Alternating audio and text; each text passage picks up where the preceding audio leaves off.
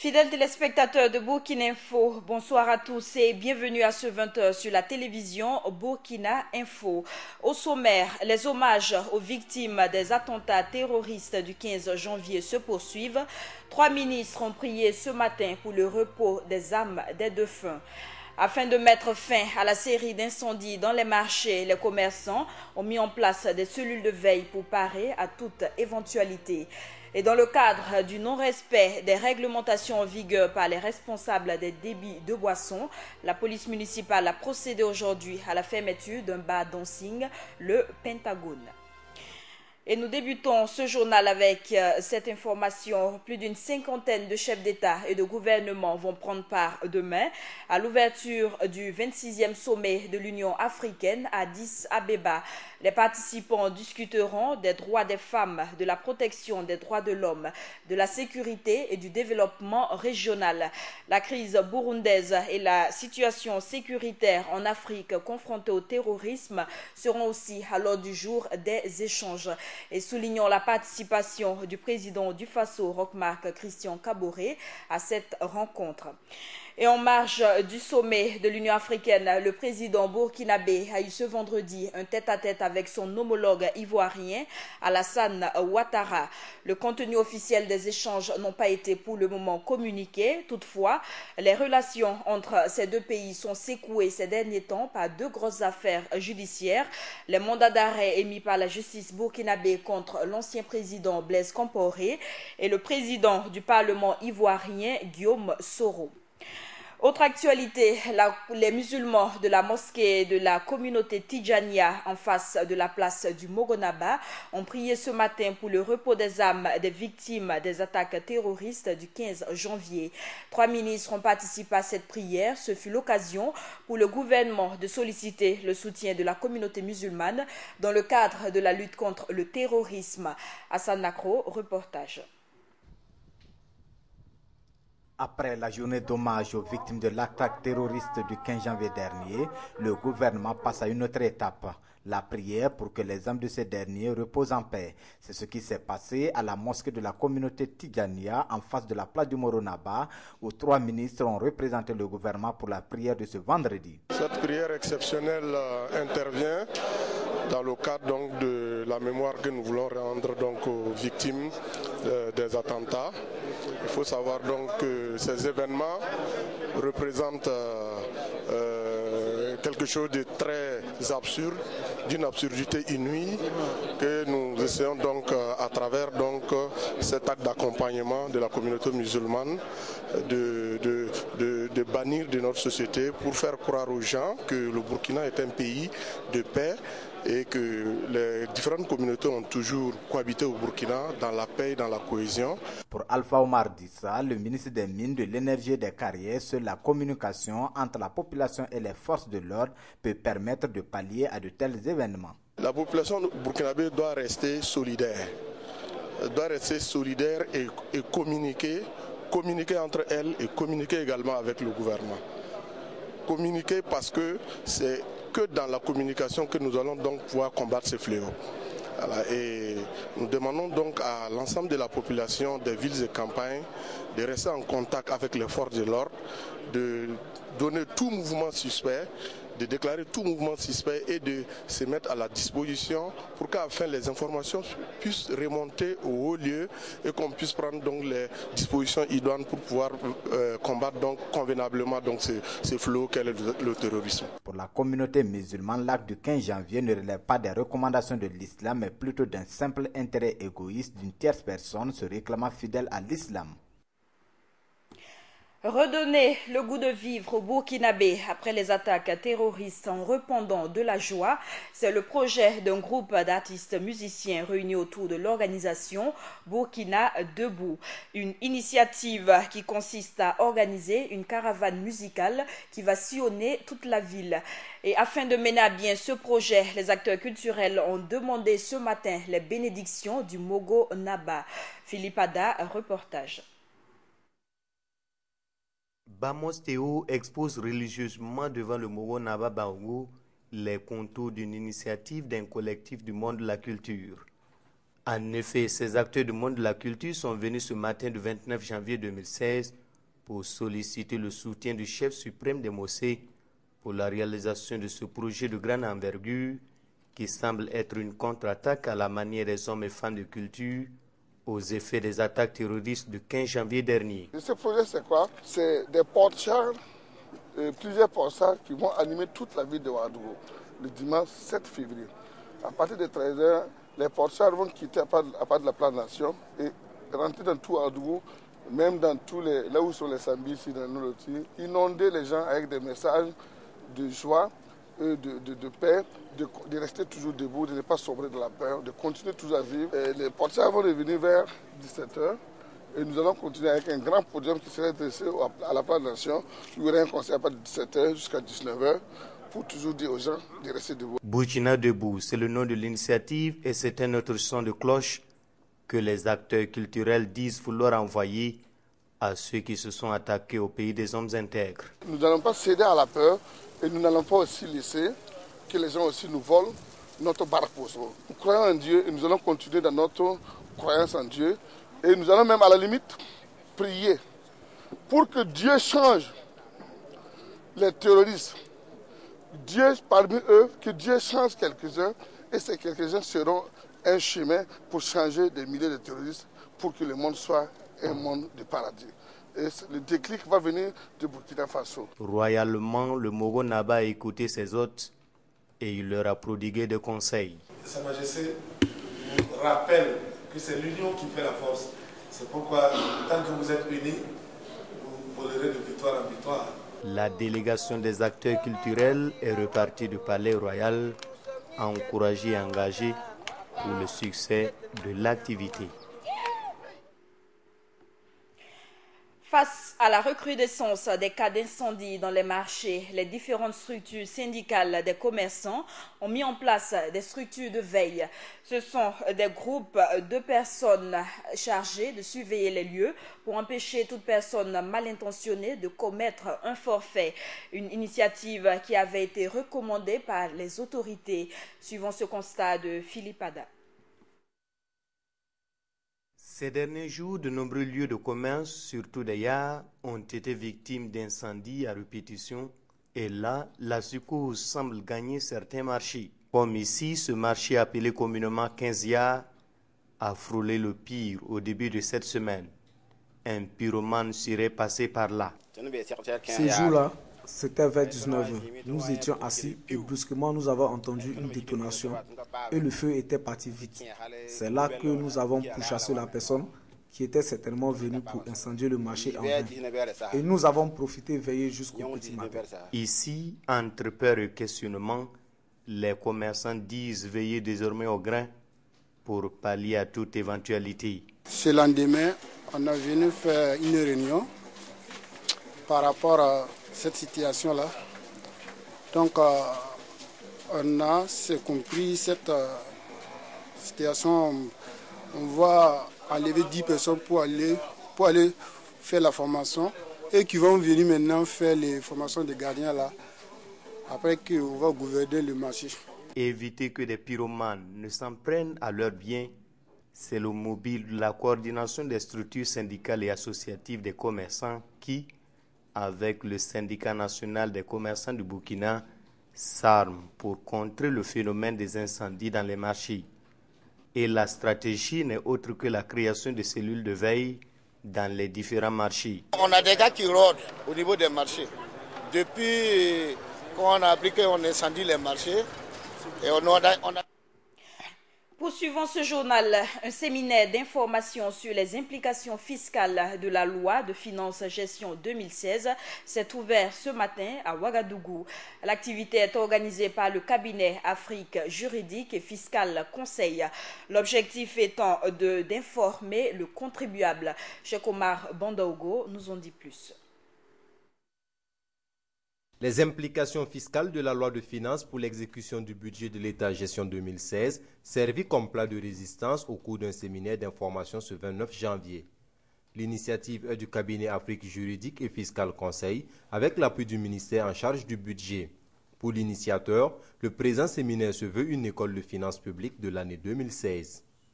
L'intérêt, vous savez que lorsque le contribuable n'est pas informé des différentes modifications, aménagements et ajustements techniques apportés à la loi, on dit souvent que nul n'est censé ignorer la loi. Et ça crée assez de problèmes. Ces entreprises peuvent être redressées pour naturellement le non-suivi des nouvelles dispositions. Donc l'intérêt, c'est d'informer et apporter notre contribution dans la mise en œuvre pratique donc, de ces différentes modifications. C'est l'administration fiscale qui doit suivre l'exécution de cette loi. Voilà, et il appartient à nous les conseils d'apporter notre contribution pour la promotion du civisme fiscal, mais aussi naturellement dans le cadre du respect de ces nouvelles dispositions. Si le cabinet que dirige Marc Guem a jugé nécessaire d'informer les contribuables sur les nouvelles réalités auxquelles ils devront faire face désormais, c'est que la loi de finances 2016 a à son actif des innovations majeures. La loi de finances a prévu la possibilité pour les contribuables de faire des déclarations, pas des déclarations fiscales, pas des procédés électroniques. Et deuxièmement, il y a la soumission à l'impôt sur l'impôt unique sur les traitements et salaires, donc des indemnités parlementaires. Et ensuite, ce qu'il y a eu de retenir, c'est les mesures nouvelles. Les mesures nouvelles qui visent à faciliter les opérations de mutation de propriété ou d'usufruit de droits immobiliers, de biens immobiliers. En rappel, ce séminaire occupera les participants toute la matinée de ce jour. Les participants se recrutent parmi des fiscalistes, des juristes, des économistes, des directeurs d'entreprises qui, il faut le dire, font preuve d'intérêt pour la rencontre. Le président de l'ex-parti au pouvoir, Edi Kombouego, a été inculpé pour attentat à la sûreté de l'État, complicité d'assassinat, complicité de coups et blessures volontaires, complicité de dégradation aggravée de biens publics et privés. Les charges d'inculpation ont été communiquées ce vendredi par des sources sécuritaires. Edi Kombouego avait été interpellé samedi dernier au lendemain de son retour au Burkina.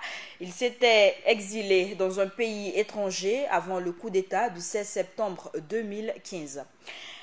Et la date du 22 mai choisie par le gouvernement pour la tenue des municipales divise la classe politique. Si certains partis politiques approuvent cette décision, d'autres par contre estiment que les échéances auraient pu être repoussées au mois de septembre. Ces avis ont été recueillis pour vous par notre reporter Samba Kassile Traoré. Les élections municipales qui étaient prévues pour ce mois de janvier sont officiellement reportées pour le 22 mai 2016 pour des raisons de sécurité. C'est ce qu'en a décidé le Conseil des ministres du mercredi 27 janvier. Certains partis politiques, à l'image de la Nouvelle Alliance du Faso et du Rassemblement des écologistes du Burkina, saluent cette initiative. Nous n'avons pas de problème particulier avec le report ou la fixation de la date des élections municipales au 22 mai. Aller au-delà du mois de mai, c'est-à-dire 6 mois après les élections couplées, c'est refaire un recensement électoral et revoir les structures de la CENI. Vu le contexte dans lequel nous nous trouvons, je crois que 22 mai minimiserait donc encore les paies des devises donc, pour notre gouvernement. Maintenant, je crois que le gouvernement a eu donc une rencontre avec les acteurs politiques, c'est-à-dire donc l'opposition, et pour discuter de cette question. Le Parti pour la démocratie et le socialisme souhaiterait le mois de septembre pour ces élections car selon eux, cela permettrait de mieux se préparer. Il faut tenir compte même de la préparation logistique de ces élections au niveau des partis politiques. Donc, comme nous avons participé à l'entretien et nous nous sommes prononcés même pour un report encore un peu lointain, c'est-à-dire pour le mois de septembre. Mais hélas, cela n'a pas été retenu et nous pensons que c'est légal, nous allons nous préparer en conséquence. Mais notre souhait le plus ardent, c'était que ces élections puissent se dérouler au mois de septembre pour nous donner assez de temps matériel pour les préparations de ces élections. Le choix du 22 mai pour ces élections municipales n'est pas fortuit, car cette date permet au gouvernement de respecter les textes qui stipulent que les élections municipales doivent se tenir dans les 6 mois suivant celles présidentielles. Et les organisations de la société civile aussi sont partagées sur le choix du 22 mai pour les municipales. Pour certains d'entre eux, la question sécuritaire doit être primordiale avant l'organisation d'élections. Cheikh Omar Bandogo, reportage. Il était pressenti, maintenant il est effectif. Le report des élections municipales est officiellement prononcé. Initialement prévu pour le 31 janvier 2016, c'est finalement la date du 22 mai de cette année qui a été retenue pour la tenue de ce scrutin. Une date qui est appréciée positivement par certains acteurs de la société civile. Et la raison est toute simple. Elle est bien, il n'y a pas de problème. Voilà. Donc que les partis politiques auront suffisamment de temps pour se préparer, voilà, pour aller à la bataille électorale. Nous avons réussi les élections couplées, présidentielles et législatives.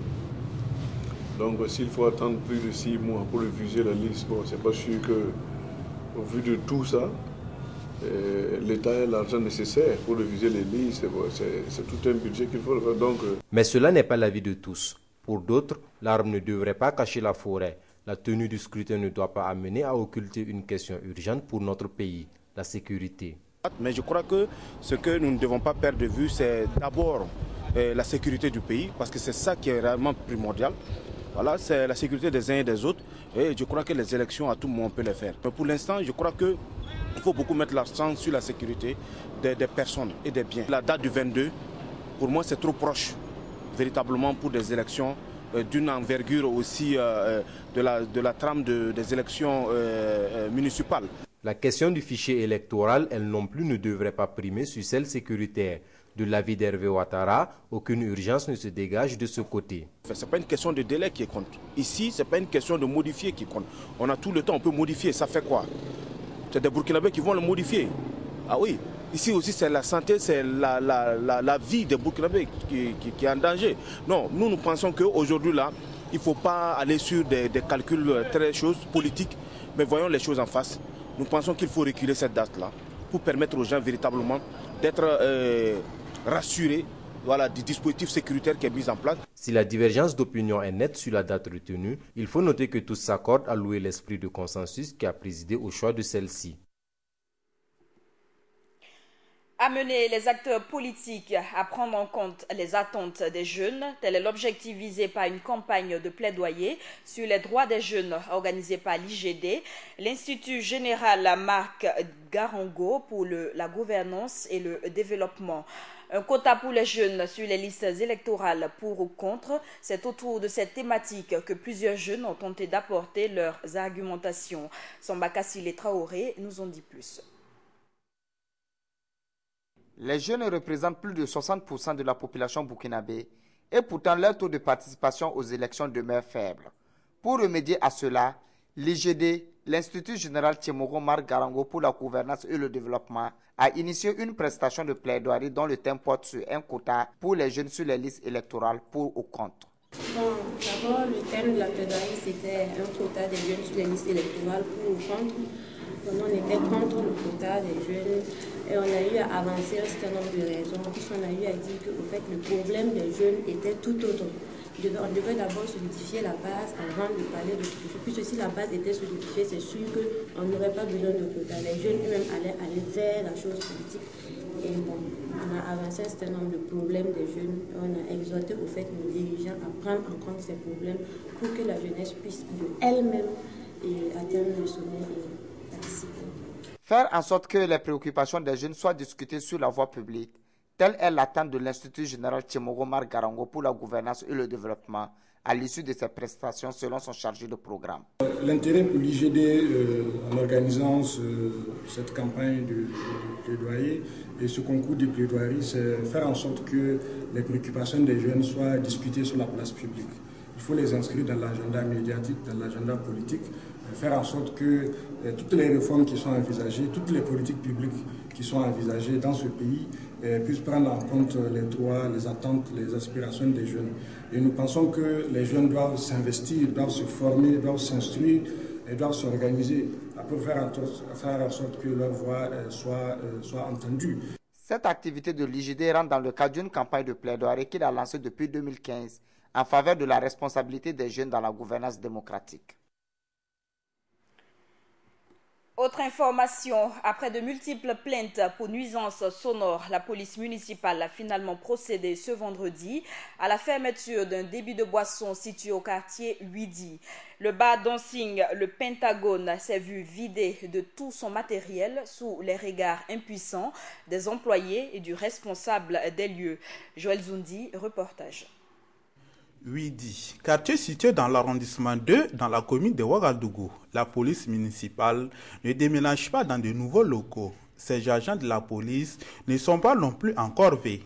Ces chaises, ces tables et autres matériels de sonorisation chargés dans ces camions sont en partance à la direction de la police nationale. Les hommes du commissaire Clément Wongo, ici à l'ouvrage, vont vider le bar dancing Le Pentagone de son matériel devant quelques employés du maquis et de quelques riverains curieux. Les habitués et autres inconditionnels du bar dancing devront se trouver un autre lieu pour passer des moments de détente et de plaisir. Fini les soirées endiablées et les nuits d'enfer pour les riverains du Pentagone. En effet, ce bar situé dans une parcelle d'habitation au quartier Huidi, où se prélassaient et s'entrelaçaient à longueur de journée les habitués des coins chauds de Ouagadougou, était un véritable calvaire pour les riverains. Les multiples interpellations et mises en demeure n'ont fait que redoubler l'enthousiasme des animateurs qui poussaient les décibels à fond à chaque injonction des autorités municipales. L'autorité a donc fini par prendre ses responsabilités. Pentagone au niveau de l'arrondissement 2, il faut savoir que nous avons fait des rapports sur le maquis entre 2014 et 2015. Mais la personne n'a jamais respecté les textes et nous avons été obligés de demander au maire de prendre un arrêté fermant le maquis. Et depuis octobre, le maquis devait être fermé. Nous avons eu le mois de novembre 2015, décembre 2015. La personne n'a jamais obtempéré et a toujours continué à animer comme si de rien n'était. L'ouverture des commerces et maquis sont réglementés, mais les citoyens s'arrogent parfois certains passe-droits pour exercer les commerces en toute illégalité. Avec la situation d'insécurité grandissante dans nos centres urbains, le directeur de la police municipale en appelle au respect strict des textes en vigueur pour que le vivre ensemble soit une effectivité. La campagne d'exploitation phonique 2015-2016 a été lancée ce matin. Cette année, elle est placée sous le thème du renforcement des infrastructures hydrauliques pour un accroissement du cheptel sauvage dans les aires de protection phonique. La cérémonie a servi de cadre de décoration de plus de 27 personnes. Hassan Nakro y était.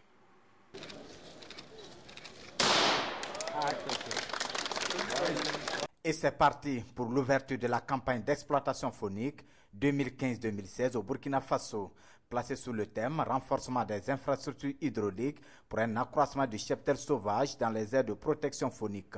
Un thème qui interpelle à la protection de la faune selon le représentant du Premier ministre Somanogo Koutou. De façon concrète, c'est une interpellation à tous les acteurs afin qu'on préserve notre faune, qu'on essaie de développer de la croissance, qu'on essaie d'accroître le potentiel hydrique afin que notre cheptel sauvage n'en souffre pas. Parce que comme on l'a dit dans le discours, il y a quelques années, nous avons souffert de la perte de beaucoup d'animaux, surtout les grandes antilopes. Et de ce fait, le gouvernement en tout cas a voulu mettre un signe fort pour qu'on se dise que c'est un secteur très prometteur, c'est un secteur renouvelable, il faut qu'on mette l'accent. Le renforcement de la protection phonique, tel est le vœu du chef de corps des eaux et forêts, le colonel Drabo Adama, qui n'a pas manqué de souligner que le secteur fait face à d'énormes problèmes. En termes de ressources phoniques, on a trop de problèmes. C'est vraiment les problèmes d'eau dans les réserves. Le second grand problème, c'est le braconnage. Pour les concessionnaires des aires phoniques comme Franck-Alain Kabouri, le climat politique avait causé le désistement de plus de 60% des chasseurs. Mais disons qu'à l'heure où nous vous parlons, nous avons plus de 60% de désistement.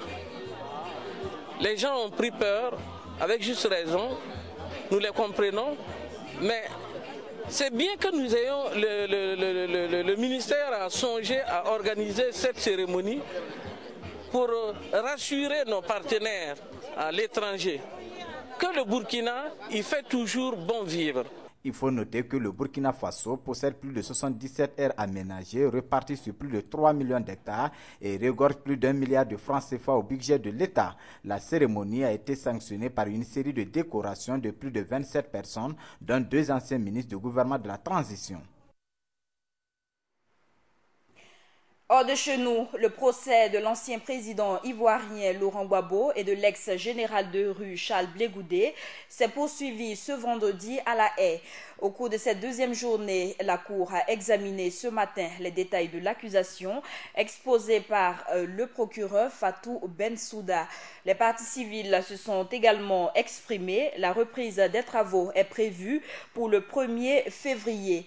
Et les équipes de défense des deux accusés, Laurent Gbagbo et de Charles Blé Goudé, prendront la parole lundi. Ils doivent répondre de crimes contre l'humanité suite aux violences post-électorales de 2010. Ces derniers ont plaidé hier non coupables des faits qui leur sont reprochés. L'Organisation mondiale de la santé tire la sonnette d'alarme face à la propagation de l'épidémie du virus Zika. Elle a convoqué lundi prochain une réunion d'urgence sur cette épidémie. La maladie détectée en mars 2015 au Brésil se propage de manière explosive selon l'OMS. Et soulignant que le virus Zika a été découvert pour la première fois en 1947 en Ouganda, il se transmet par piqûre du moustique tigre. En Centrafrique, 6 nouvelles allégations de viol présumés d'enfants ont éclaté ce vendredi. Un contingent géorgien de la force de l'Union européenne est suspecté. Une autre enquête pour abus sexuels de mineurs par des soldats français en Centrafrique fait l'objet d'une enquête de la justice française. Et les casques bleus de la MINUSCA sont également visés par une enquête similaire. À présent, comme invité, je reçois sur ce plateau le nouveau directeur général de Burkina Info. Il s'agit de M. Ismaël Ouedraogo. Et bonsoir et encore une fois, félicitations pour cette nomination. Bonsoir Vanessa Diasso, bonsoir aux téléspectateurs de Burkina Info. De rédacteur en chef de la radio Ouaga FM, vous êtes le nouveau directeur de la télévision Burkina Info et c'est sans doute un gros défi à relever pour vous. Oui, un gros défi à relever sans doute avec l'ensemble du personnel de Burkina Info parce que c'est une équipe qui travaille pour mettre en place tout un programme d'activité essentiellement accentué sur l'information. Vous savez que Burkina Info TV est la seule télévision par excellence qui émet à partir du Burkina Faso exclusivement en continu 24 heures sur 24 et qui traite que de l'information en continu. Ça veut dire que nous avons un défi énorme à relever. Aujourd'hui, j'ai eu la confiance des promoteurs de cette télévision. Je tiens à les remercier pour anticipation et leur dire aussi que aujourd'hui c'est un challenge. Un challenge, c'est vrai, passer de rédacteur en chef de la radio Ouaga FM à directeur général de Burkina Info, c'est un nouveau défi que je compte relever bien sûr avec l'ensemble du personnel parce que c'est en conjuguant nos efforts ensemble qu'on va relever ensemble ce défi-là. Alors, est-ce définitivement fini entre Ismaël Ouedraogo et la radio ?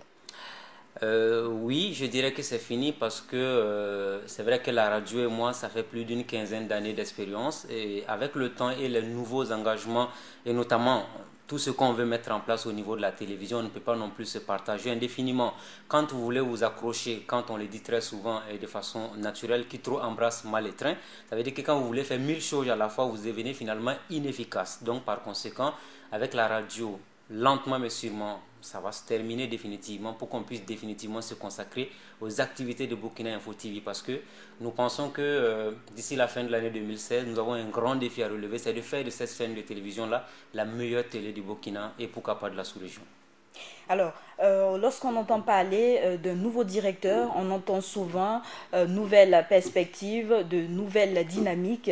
Alors, exactement, quelle est la dynamique que vous allez insuffler à cette télévision ?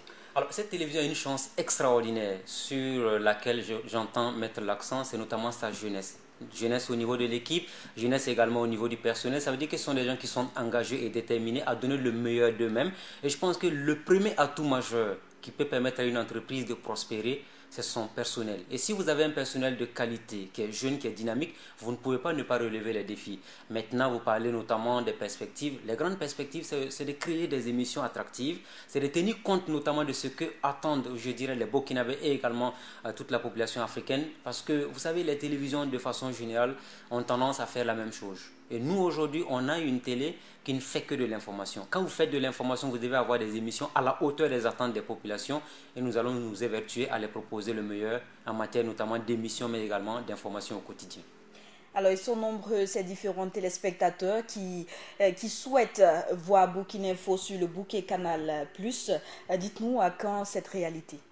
C'est une belle question. J'en ai discuté longuement avec les promoteurs qui nous ont promis, si tout va bien, s'il n'y a pas de changement de dernière minute, nous avons juste un mois pour être sur le bouquet Canal. Alors, un mois, ça veut dire dès le mois de mars, si tout va bien, nous serons sur le bouquet Canal. Ça veut dire que ces millions de personnes qui sont impatientes, qui veulent nous recevoir, ils pourront nous recevoir déjà. On est réceptifs à l'intérieur du pays et même à Ouagadougou avec le bouquet Nerwaya. Et puis il y a d'autres aussi canaux sur lesquels on peut nous suivre en live. C'est dire donc que ces efforts qui sont en train d'être consentis aujourd'hui, c'est de permettre au maximum de Burkinabés de nous suivre. Et nous aussi, nous avons l'obligation de leur offrir le meilleur en matière d'information. Un dernier mot à l'endroit de ces différents téléspectateurs qui nous suivent. Le mot le plus important que j'ai à leur adresser, c'est de leur dire simplement de nous remonter les critiques qu'ils ont sur nos prestations quotidiennes. Si nous devons réussir, c'est parce que les téléspectateurs nous suivent, c'est parce qu'ils nous font ils nous remontent régulièrement donc des critiques, des observations. Il n'y a pas de mauvaise critique, il n'y a qu'une mauvaise interprétation d'une critique qui est formulée. Et nous espérons que les uns et les autres qui nous suivent régulièrement et ceux qui sont en train de bouche à oreille d'inviter leurs camarades sur Burkina Info, si vous avez des remarques à faire, nous avons notre page Facebook qui marche très bien. Remontez-nous les informations, nous allons en tenir compte pour améliorer la grille des programmes parce que nous sommes là pour vous. Sans vous, nous ne sommes rien du tout et nous, ensemble que nous allons réussir, ensemble donc pour relever ces défis-là. Merci Ismaël Ouedraogo. Merci beaucoup. À l'instant, notre invité était Ismaël Ouedraogo, le nouveau directeur général de la télévision Burkina Info. Et c'est avec lui que nous refermons cette édition. Merci à vous qui l'avez suivi.